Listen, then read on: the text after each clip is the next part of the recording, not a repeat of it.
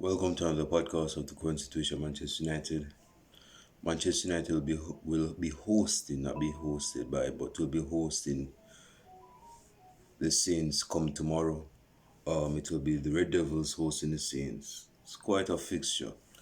Um, I want to do this video not only for the preview sake, but I want to expound on a few things, given our loss against Liverpool a week ago, and basically how that may hamper or not hamper our progress as a side. So let's get into it. I was listening to Eric Ten Hag's press conference, and he was basically saying that we, and I've seen this, and most of you persons that doesn't have a blind eye to would have seen it. This Manchester United side has characters, personalities, leaders. It may not be as overt to other persons, but there are leaders in his side. There are different types of leaders. Of the vocal types and persons that lead by example. Rashford is a leader. He's leading by example. He's getting the goals. Casemiro is a leader. I would like to think, based on how he plays and based on how man, I'm missing the word. What basically brings about himself is aura. I don't think he's a verbal, leader, because not most persons go understand the type of language he speaks unless it's Bruno Fernandes, Dalot, or someone else. But he's a leader. Lisandro Martinez is a leader. Varane is a leader. De Gea is a leader. De Gea is not vocal, but he's a leader. Persons are talking, is me to sell David De Gea. No, I'll tell you this, and I've said this a couple years ago. De Gea is not the De Gea of 2018. We know this, but that does not cloud how persons really view. Let me say it like this: De Gea is still good. He's still good. He's still one of the best goalkeepers, shot stoppers. No, I'll tell you this: he's not the best when it comes on to ball distribution. I'll be the first to tell you that. But when it comes on to shot stopping, making sure that his presence is felt between the two sticks, he's like top 10 in that. So he's not the De Gea of 2018 when he was in his prime then, but he's still good right now, and he's one of the leaders. Bruno is a leader. I wouldn't say Harry Maguire is a leader. We don't want this Belgian to be leading by being a circus clown. That's not leading. So it's best that he stays on the bench. But everything in his press conference as it relates to the Southampton game and as it relates to the result against Liverpool and how that may hamper, meaning that will it affect our progress as a side? Will it, will it set back certain players? Will players be thrown off by it? These are the questions that not we, but because we know us players are strong enough. We've always made this is Manchester United. We're the king of comebacks. You cannot be the king of comebacks with a weak mindset. It just doesn't. It don't make no sense. So we know that this side has leaders. We know this side is able and capable and has the ability to come back. Hold on. Notification. Come back from adverse situations. That is what makes us strong. It's not, it's good and done that when we're beating a side 3-4-5-0. But the testing of character comes in when we're down by 2 goals, down by 1 goal, away from home.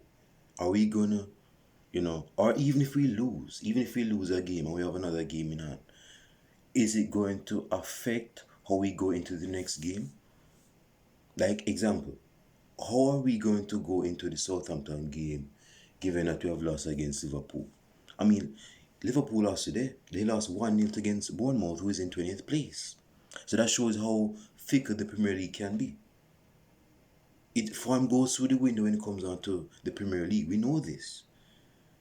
Big players, the best sides go through the window when it comes on to certain fixtures, especially when you're playing away from home, when you don't get the home crowd behind you, when you don't have the space that you thrive on. How are you going to get through that? Few things that we should learn from the Liverpool's embarrassing result is that we should not be playing against Liverpool toe to toe. That is basically Liverpool's bread and butter. You're asking for damage to be done to you if you're giving Liverpool space. I'm not going to be a hypocrite. I'm going to say it right now. When we got beaten by Man City 6-3, I was down. I was a bit disappointed, but I wasn't really disappointed. Disappointed in the fact that we lost 6-3, but not disappointed that we were going out attacking them. Although we got trust 6-3, but we got 3 goals still. Look at Arteta. Arteta is doing decent with Man United, and we got beat Arsenal at home. I think it's 2-0. No, 2-1. Rashford got 2 goals, I believe, or 3. I can't remember, but we won against them at Old Trafford. Arteta, Arteta wasn't, locking up shop or being passive or bringing or taking a back seat. The reason why we trashed him was because Arteta was going at it away from home at Old Trafford. Not that I care about Arsenal Arteta, but I'm saying it to make us a point that if you go make progress, the good has to come with the bad. If you're going to get goals, you have to attack. You have to come out a little bit out of your shadow. That is what I'm saying. So a few things from the Liverpool game. It's good that we're going out to attack them, but don't be attacking when you have Harry Maguire and Lindelof. No, that's a lie. That's a lie. When you have when you're giving Liverpool a boatload of space behind, even if it's Lisandro Martinez or Varane. Varane doesn't have the same legs as a younger Varane, and Varane isn't that even old. But given his plague of injuries, being stung with injuries, that's going to mess up your physicality and how fit you are. So of course his legs are not going to be the same as then. That's just what I wanted to say on that. But yeah, man, we everything is right. He's gonna sleep like a baby because he's not gonna worry about the result against Liverpool and how that's going to halt or plateau the process that we have started with Ertel as our manager. It's not going to be stopped. It's going to get better, and he's basically said that. He said that as we get better, there's going to be more pressure. It's me. As we get better, there's going to be more responsibilities, and not just come to the territory. That's something we need to accept. If I'm making sense, like and subscribe to the channel, man. There's a I don't want to be preaching, but there's just a word in my heart that I want to express, man. When it comes down to, coming from that adverse situation of losing 7-0 to your fearsome rivals at Anfield. Person are talking about, and this is what sickens me though. And although I've said that this is the Premier League and anything can happen in the Premier League, how you go beat the rivals 7-0 and go lose to some 20th place side 1-0? It's like, I've said this in the last video. I said this to man. I can't even stop talking. It's just that I'm just passionate about it. I said this to a co-worker of mine and he's an Arsenal fan, and he was trying to laugh at me because of the result that we got from Liverpool Sunday.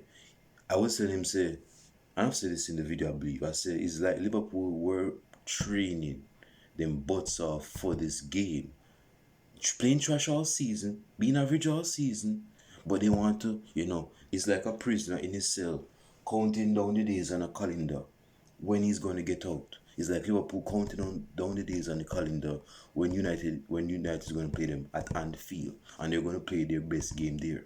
That's what they've been doing. I know them going to lose 1-0 to Bournemouth.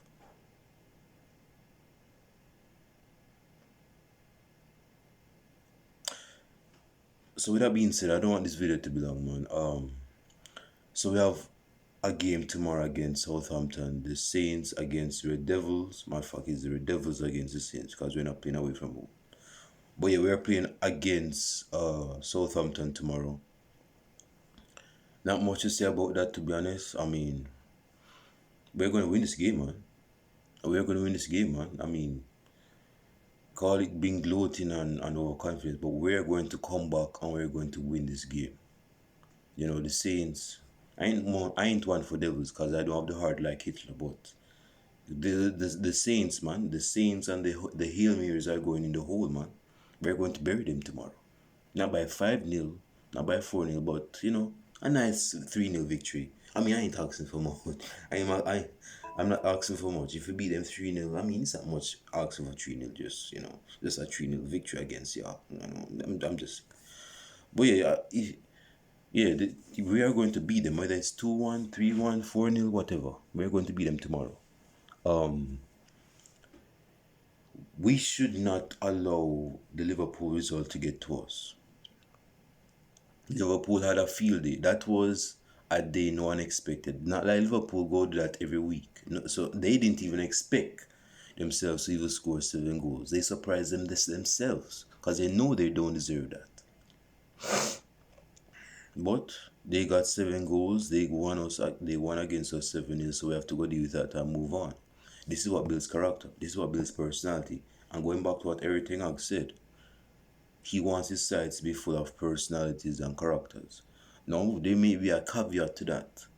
There may be a caveat to that because if you're asking for personalities, and I know what he meant when he said about some persons that want to take it by the exact route may say, well, is he implying that he wants a lot of leaders in his side because leaders don't get along, it's like one person has to lead and one has to follow. So he's saying that he wants his side to be clustered with leaders because that is not how the football game is set. You need one good leader and you need players to help with the leader so the side can be better. He's basically saying that he wants his side to be resilient. When you're resilient, when you come back from adversities, when you have that builds character. Not that you have to be a leader per se. Again, persons lead differently. Where you lead on the pitch, you're vocal in the dressing room.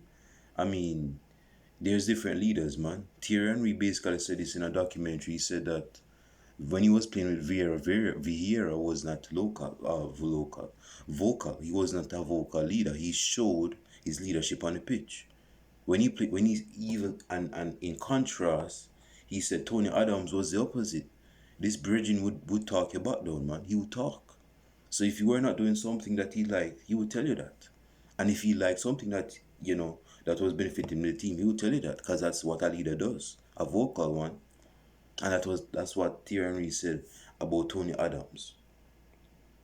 In contrast to Patrick Vieira when he was captain for Arsenal at the time. So look at that side of not to bloat Arsenal, but that Arsenal side, man, had leaders, man. Henry, Bergkamp, Vieira, Tony Adams. Come on, man. There are a lot of leaders, man. So it's not that it's going to be like a war zone, like it's Russia against Ukraine when you have all these leaders on one side. If they can play together, because I know where this is coming from. Anyway, I just wanted to put that in here. So yes, tomorrow against Southampton, man. Let me give you my starting level. David De Gea, Dalot. I don't want Dalot to be starting. I want the Spider-Man one. This game of football, man. I'm telling you, not to go off subject, but it just, dude, Wan-Bissaka. If it wasn't for Wan-Bissaka's improvement, persons would be continuing to say Wan-Bissaka, crucify Wan-Bissaka upside down. The amount of hate this Bridging got before the beginning of the season, talking about they want him to be sold and all of that. They were not expecting him to improve, and he's improving. Wan-Bissaka is improving. Isn't me? So it's not like we have to go sell him, no, we don't have to sell him. He's doing good. He's our player. Dalot is not in the best of form now. So go start Wan-Bissaka on the right back position. Of course, Lisandro Martinez didn't have the best of games. No, my man got rinsed by Salah on Sunday. But yeah, I'm expecting him to start tomorrow. Lisandro Martinez, I call him Scarface person. I don't know why, but I just call him Scarface. So Scarface is going to be starting with Varane at the centre back pairing tomorrow with Luke Shaw. Luke Shaw has been improving downright definitely. In the midfield, we're seeing the absence of Eriksen. I believe Ericsson is actually back from injury. I don't even know. I don't know if he's back from. Hold on. I doubt he's back from injury. Um, but if he's back from injury or not, man, we have a game against Southampton, and we have more than enough players that can play in midfield to beat. So I even think they've McFred midfield, not to bring them out from the dead, but I even believe that if we play them tomorrow, we could actually scrap a 3-0. But we don't want to be scrapping 3-0. We want to make progress. That is what this video is about, alongside with the preview, and also we have to move away from that era of Manchester United. We started with the McFred midfield, midfield, which we have been doing, if that makes sense, because my English is not up to par, none at all. But yeah, so in midfield we have Casemiro, our best midfielder. I'm gonna be starting with Fred. Yes, me. Fred has been improving, and that's a good look. He's proving me wrong. I'll say that publicly. Right wing, Anthony. Anthony is a hit and miss with certain persons that are United supporters, because persons, dude, Anthony's not going to change his player style for you. I hope you guys know that. Anthony's not going to be compromising how he plays for y'all endearment. I hope you guys know that. So if I know that he's a Brazilian, so if he's trying to fake a play, or he's trying to do the 360 with the ball at his foot on the right wing, and he lose possession, he's not going to stop doing that. He's not going to stop doing that. Even if he doesn't, even if it goes against the tactics that's been portrayed and said by the manager, Anthony's going to be doing what Anthony does. He's a Brazilian. It's in his blood. A dog is going to always bark, whether it's domesticated or not. A baby's going to cry whether it's growing up or not. It's in toddler stage. It's always going to cry. So Anthony is going to be always doing what Anthony does. So that's Anthony on the right wing. Left wing, of course. I want Sancho. No, hold on. No, I want Rashford to start on left. I would say actually left forward, because Rashford on paper looks like a left winger, but actually he's a left forward. So with that being said, as the number 10 is Bruno Fernandes and Wakehorse up top. On the pitch itself, Wakehorse is not going to be in a striker's position. Rashford is going to be the highest player. When you look at the heat map, he's going to be the highest player. That is how we play. So the centre forward, that is whether Martial, because even when Martial is playing, he drops, and Rashford, he's more forward than Martial, who is the main local striker. But Martial drops. I'm talking crap. Then Rashford goes through the middle. He runs through the middle because he has the space to beat the defender, the last man. That is how we play. So that's the same thing with Weghorst. He's gonna drop in a number 10 position. And Bruno is gonna find himself somewhere on the right hand side. For some reason, I don't know how that's in line with our tactics, but it will happen tomorrow. I see it happening. So yeah, that's my starting list. Running it down. David here, Wan Bissaka, Lisandro Martinez with Varane, Luke Shaw, Casemiro with Fred, Anthony, Bruno, Rashford, Weghorst up top. Leave your starting events down below. My prediction is that we beat them 2-0. We got a 2-0 victory with a clean sheet against the Saints. Another thing I want to talk about, I didn't want to be this long on that, but like I told you earlier, man, I had a word that I had to speak on. Is me. It was burning my bones. I had to say it. But another thing I want to talk on is the importance of adaptation in football. Because see, football is not that simple, because something's on my lip. The importance of adaptation goes real deep. This is not only for a manager, but this goes for a player too. Look at Liverpool. Why do you think Liverpool is catching hell right now? when it comes on to the Premier League. I mean, actually, Liverpool's been catching hell since 2021. Because in 2021, they lost at home.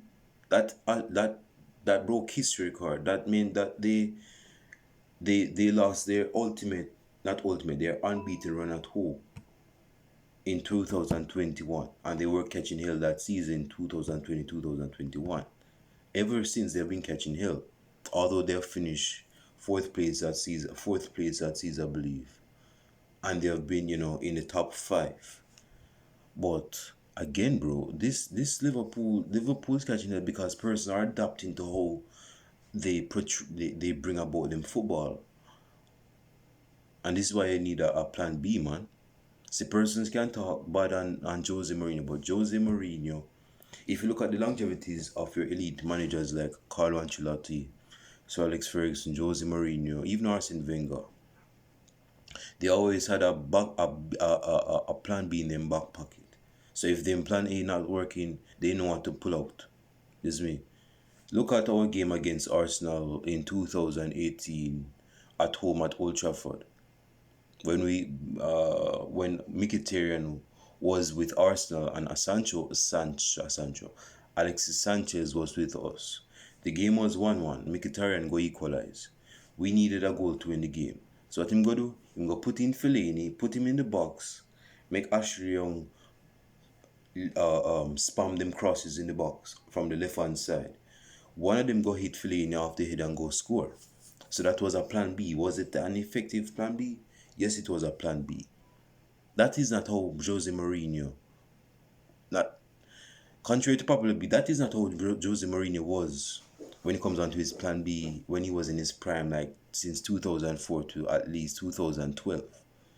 In his prime, although he used a target man, so there's a few times he wants his players to hoof the ball up top to the centre forward. But Jose Mourinho, especially when he was at Chelsea, since 2004 to 2007, he played that side, that 4-3-3 system of a side played good football. And they had a very good defensive record. Yeah. So it's not like this Bridgen has been playing Stoke City style since 2004. He had a good way about playing football. Dude, this Bridgen Real Madrid side in 2012 got over not 200, that's a lie. But that Real Madrid side in 2012 got over 100 goals in our competition. 221 to be specific. I can recall any Barcelona side under Pep Guardiola scoring so much goals. They probably score over 100, but nah, bro, no. I can recall any other side that played attacking, attractive football that got over 200, not 200, man, 200, got over 121 goals, if not 121 goals. Can't recall. If you know any side that got more goals than that and they play attractive football, send me the link in my comment section. I'll check it out. So yeah, Jose Mourinho, man, was he a pragmatic manager? Yes, he was. Was he the flashiest of manager? No, he was not. But this Bridgen was effective. And this is why he's still managing at a top tier level. It's because he's adapted his style of play as a manager. He's adapted his tactics, how he wants his players to come about. Same thing with Sir Alex Ferguson. Dude, when Jose Mourinho came in, this is from a manager's perspective. I'm going to move to the player's perspective soon. When Jose Mourinho came in the Premier League with the 4-3-3 system, that blew the Premier League away. Nobody was not expecting no 4-3-3 in the Premier League. When the Premier League was about 4-4-2, when the strikers drop, is me, like it's a flat, conventional, traditional 4-4-2, or it could be a 4-4-2 diamond at least. Most sides in Premier League were playing with two strikers up top, or a 4-2-3-1 at least. But when Mourinho came with the 4-3-3 in the Premier League, that blew it. Nobody wasn't expecting that. And that was why he won the Premier League twice in a row. Until 2006 7 season came about, and that progress, that success that he had with it was slowing and simmering down. That's why he got excused as Chelsea manager after that following season. When Sir Alex Ferguson found out that he need, you may ask, well, did Sir Alex Ferguson adapt anything? Yes, he did. I just told you, and most of you guys know this already. When Jose Mourinho won the Premier League twice in a row, person were calling for Sir Alex Ferguson's head, saying that he's old, he's washed up, he's confused, he needs to retire, he needs to be sacked. This was 2006. This was 2000. I think persons were calling for it since 2005 when the Glazers came in and bought the Manchester United franchise as a club. Person were calling for it because we're not winning the Premier League. And person forgot that Sir Alex Ferguson used to moonwalk with the Premier League, man. This man used to, him and Arsenal used to win the Premier League like this. When Liverpool wasn't even winning no Premier League or no nothing at all. I think they got the FA Cup Liverpool, so I have to go give them credit. Liverpool actually won a trophy in 2005, the FA Cup. I believe it was against West Ham when CVG scored them two long worldies. But again, man, so Alex Ferguson adapted his game to the 4-3-3. And he had to make changes to sell his a couple of key players. He sold Ruud van Nistelrooy to Real Madrid. I don't want to belong on this.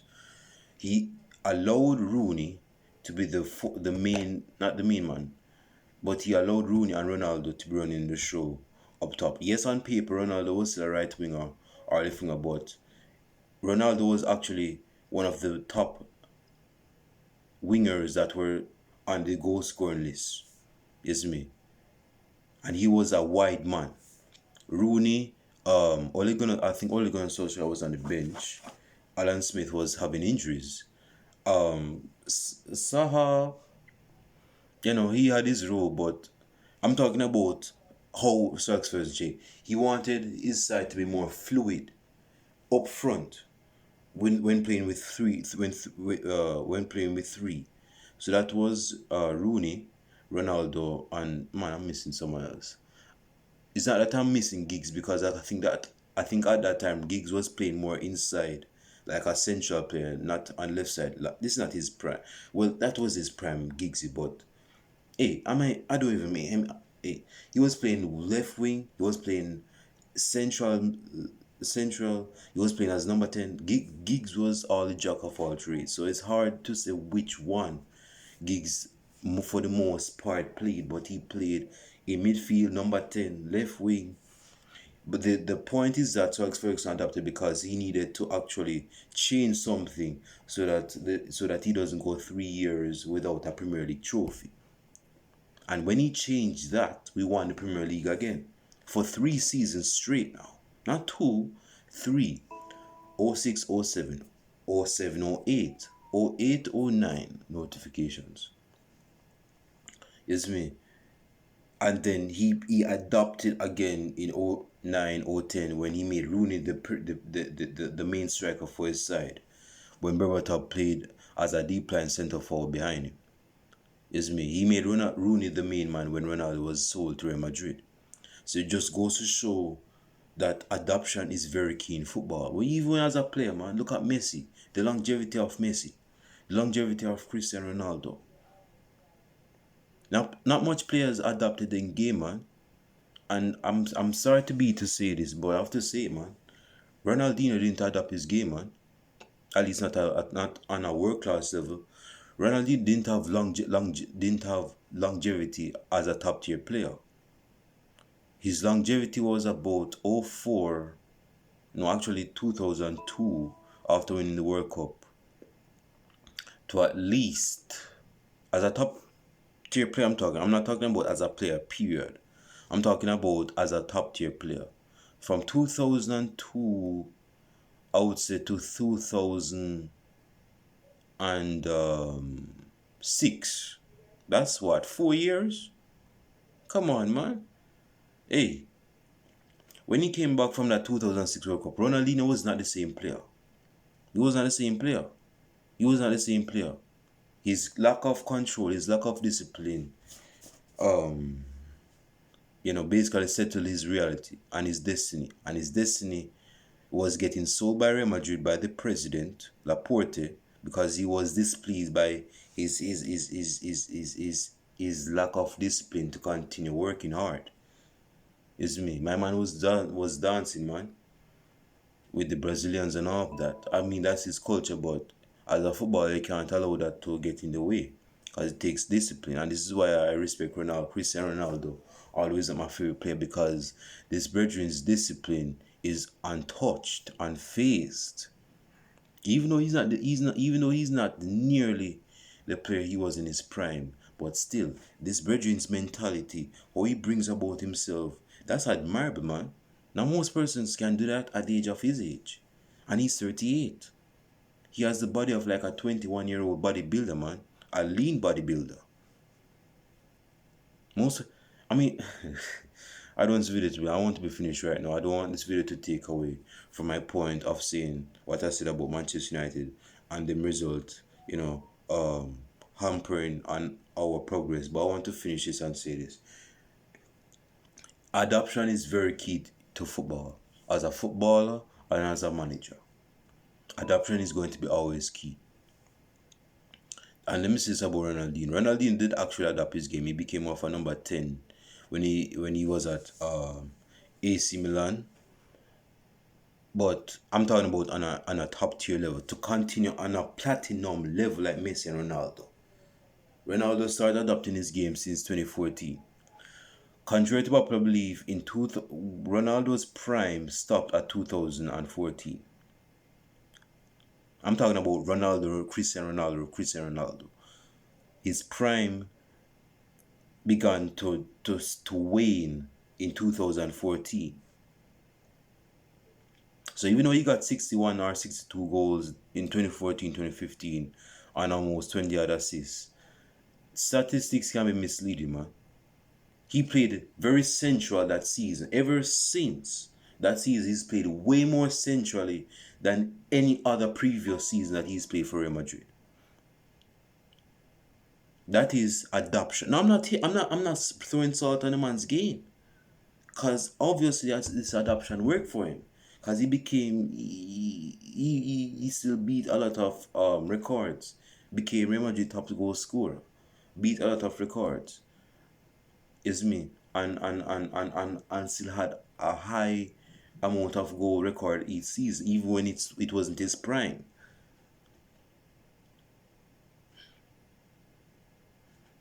So he adapted and played more centrally. Although Benzema dropped down, compromised, and cut down to size himself as a striker to accommodate the services as Ronaldo as a striker, but he adapted his game. Became more of a striker. Now he's a certified striker. He's no left wing. This is not 2011. This is not no 2007. This is not even 2013.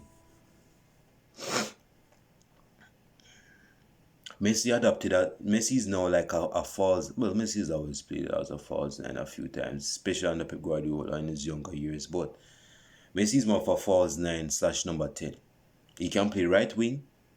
He can make that wing sing, isn't me? But he's still very world class when it comes on to wide positions or even central positions.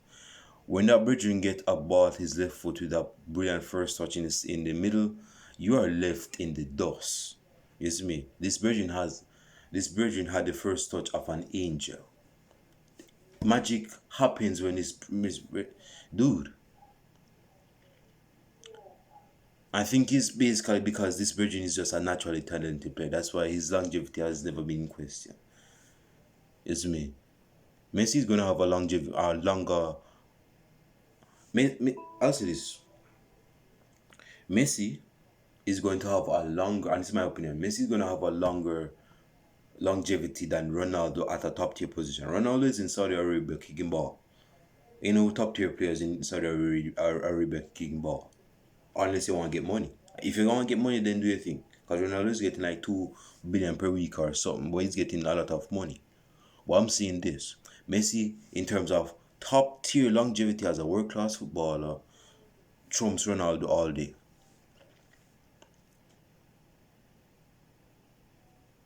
Again, that's my opinion. So let me wrap up.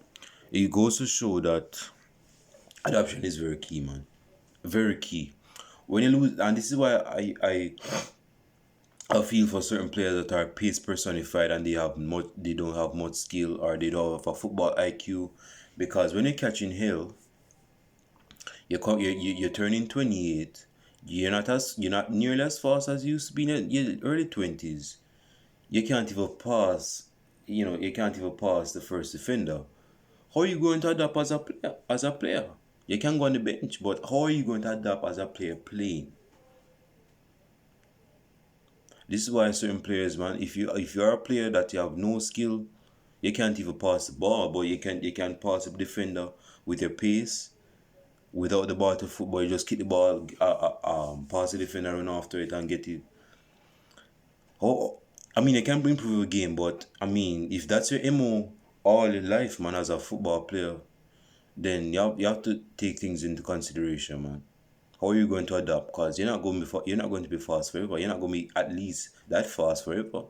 So you have to adapt your game. How are you going to adapt your game?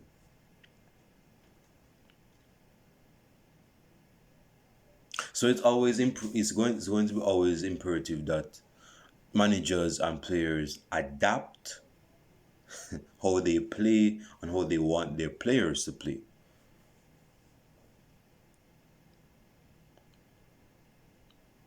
Everything is going to adapt, man. There is a second season syndrome, known as the second season syndrome. So even if you have your new tactics, not every manager is going to have this start of a Mourinho at Chelsea in his first tenure at Chelsea. You see me? I mean, it took Klopp a while to get things rolling now. So it's not like Klopp got join Liverpool in 2017 and him started knocking balls since 2017. Even when Klopp was playing good football with Liverpool, don't you remember that City got trashed them 5-0 at the Etihad? Person want overlook that. Yes, they were going for Liverpool because they were. This was like the starting peak prime moment of Liverpool. You see me? And they got trashed 5-0 at the Etihad Stadium. Man, he go get red card because he got foot Alisson in his face.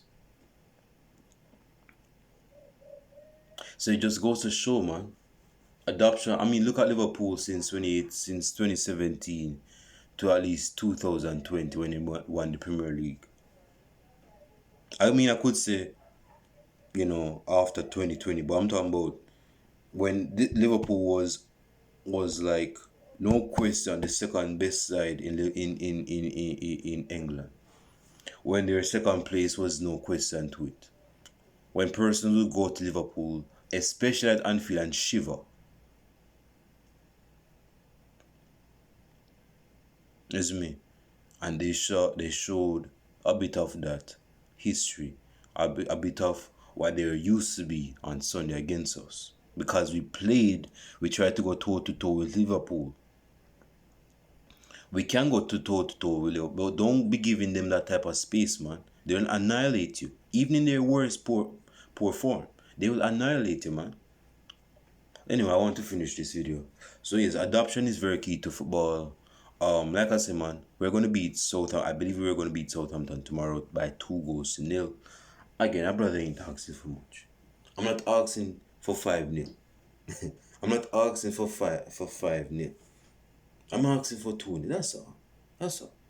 And then I just send it back to St. Mary's Park or wherever you're from. Man. That's all I'm asking for. I'm not asking for much. I'm not a highly demanding maintenance bridging, but those are two. I mean, those are 2-0 victory, man. I'm done. So yeah, like and subscribe to the channel. Leave your comments down below. Man, I don't even know if I'm watching the game tomorrow. I have a test tomorrow, and I'm doing this video. You have an English test tomorrow. I'm applying for my PR, so yeah, so to actually stay in Canada permanently without actually going for a work permit or whatever every 3 years. I'm going to actually get the permanent residency by doing the English test tomorrow. Light work, light work. Hey man, like I said with the Southampton result, I believe that's going to result in my English test. I'm gonna be that test. I know I'm gonna be that test. Um, but I might do a video. I might still do a reaction video. I might do some you know, the um, the results if I don't watch the game. But yeah, man, you'll see. You'll hear from me tomorrow. So with that being said, like and subscribe to the channel. I'll show it to you guys tomorrow. I'm out.